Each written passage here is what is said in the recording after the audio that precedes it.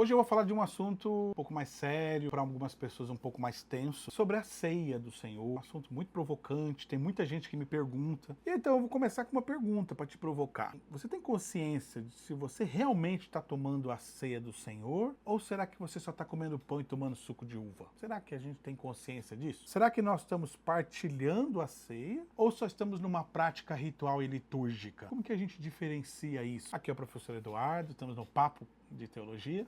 Nós vamos aprofundar um pouquinho nesse tema.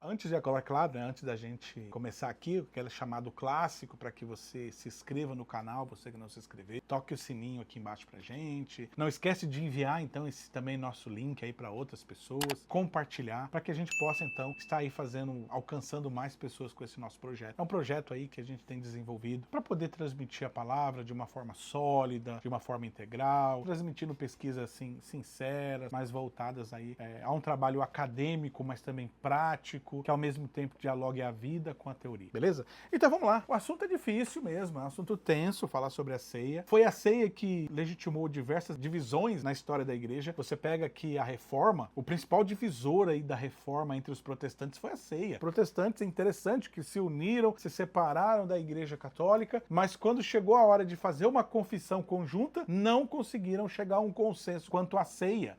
E houve diversas divisões quanto à ceia e acabou mantendo diversos grupos protestantes separados porque tinham percepções diferentes da ceia. O que mais me incomoda, eu olhando assim como biblista, é que continuaram brigando por causa de nada. Isso que me deixa triste. Porque mesmo nas divisões assim das múltiplas teorias sobre a ceia do Senhor, tiveram interpretações teológicas e não eram interpretações bíblicas, ou as interpretações foram muito mais guiadas por doutrinas do que pela tradição bíblica e pelo que estava acontecendo. Vou tentar situar isso aí, pensar. Eu começo assim, bem simples para você entender como que surge a ceia do Senhor nas comunidades cristãs. Então, em Jesus ali você tem a ceia, né, em alguns momentos. Nos evangelhos você vai perceber isso, quando Jesus reúne os discípulos e em alguns momentos ele parte o pão. Então ali você já tem a ceia do Senhor. Esses textos podem ser usados para ceia, professor? Podem ser usados, são textos da ceia do Senhor. Muito embora ficou oficializado na maioria das igrejas o texto de Coríntios, né, Coríntios 11, que acabou trazendo também ali o texto sobre a ceia. Mas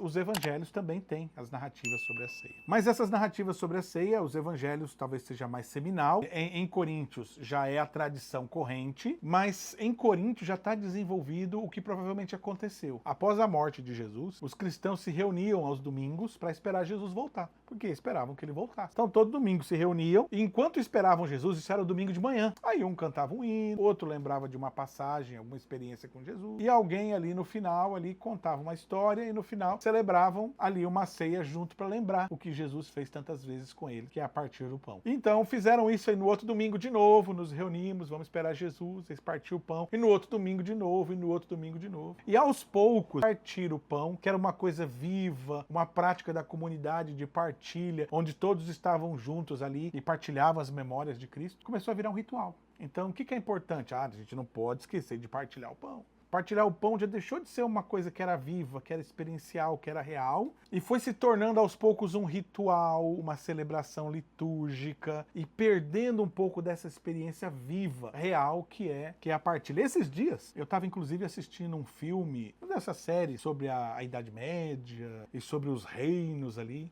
uma série sobre as cruzadas, inclusive. E aí eu vi, né, numa batalha antes dos cruzados ir para a guerra, se reuniram todos ali, estava todo mundo no campo de batalha, 30 minutos antes do campo de batalha estavam ali os sacerdotes celebrando a ceia e dando a ceia para eles comer antes da guerra. E eu pensei assim, cara, mas que coisa mais sem sentido. Eles estão dando o corpo de Cristo ali pro camarada antes dele descer pra batalha e matar um monte de gente. Como que isso perdeu o sentido a tal ponto? Ritualizou a tal ponto de que o sentido ficou muito mais ritual e litúrgico e perdeu todo aquele sentido vivencial que traz o texto inicialmente. Que aí, nessa primeira experiência da igreja, era essa partilha que tinha um com os outros. Era esse cuidado que tinham uns com os outros. Era um sentido educacional, claro, o ritual ele tem esse papel. Por que nós temos rituais? Os rituais são para que a memória se fixe e para que nós não esqueçamos as coisas que nós fazemos. Temos vários rituais, não só os litúrgicos religiosos, tem rituais em casa, levanta, faz um café, né, liga o despertador, desliga o despertador, lava o rosto, toma banho. São rituais que nós temos, nos ajudam a viver. O problema é que aos poucos o ritual rouba o sentido da vida, se torna uma coisa mecânica, superficial e sem graça. Para pra pensar, será que Jesus, quando ele tá ali com os discípulos, ali na beira do mar da Galileia, dividindo o pão e partilhando com todo mundo, ele tem em mente que a ceia se torne um ritual litúrgico, onde um monte de pessoas vão se reunir num salão, ficar olhando um para as costas do outro, e aí vai comer um pedaço de pão, beber um pouco de suco de uva e lembrar da morte dele? Será que era isso que ele tinha em mente naquele momento em que ele está ali celebrando a ceia? Será que era isso que ele idealizava para a igreja? No texto bíblico, você tem uma coisa que Jesus fala que eu acho que ajuda a gente a entender muito o que é a ceia. Em um determinado momento, os discípulos estão ali no beira do mar da Galileia e tem um monte de seguidores, e aí eles falam: ó, Senhor, já é tarde, dispensa esse povo para eles irem embora e eles acharem comida aí pelo meio do caminho. Aí Jesus olha para eles e fala assim: dai-lhes voz de comer.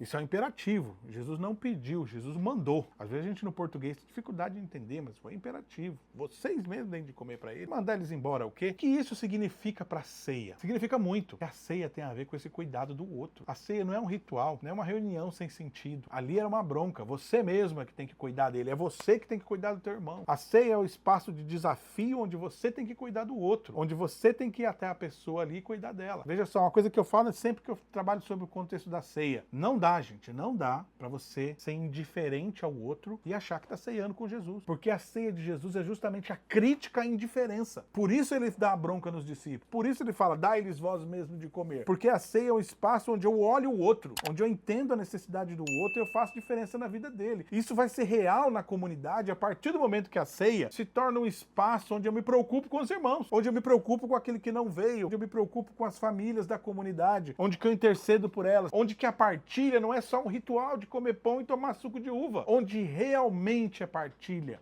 onde realmente é entender que o outro tem uma dificuldade e eu divido com ele o fardo. É esse desafio que é difícil. E eu sempre falo que a ceia não é o ritual, não é tomar o suco de uva e comer o pedaço de pão. A ceia é quando você divide com o outro, se importa com o outro, quando você cuida do outro. Aí você toma a ceia, ainda que não tenha pão e ainda que não tenha suco de uva. É ali que está a ceia. O pão e o suco de uva são só memoriais. O problema é a gente transformar o memorial, uma lembrança, na ceia. Aí nós reduzimos a ceia, que é esse espaço vivo, onde Jesus nos chama para dar de comer ao outro. Transformamos isso num ritual simbólico. Não preciso me importar com o outro. É só comer aqui um pedacinho de pão, tomar um copinho de suco de uva e tá free. Não tem nada disso, gente.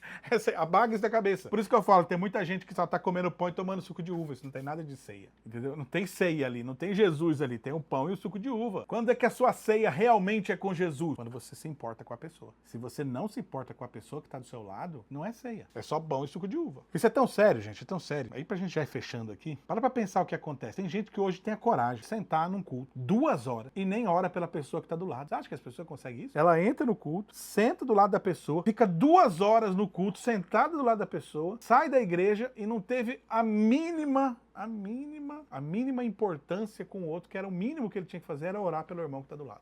Mas, professor, todo mundo é assim?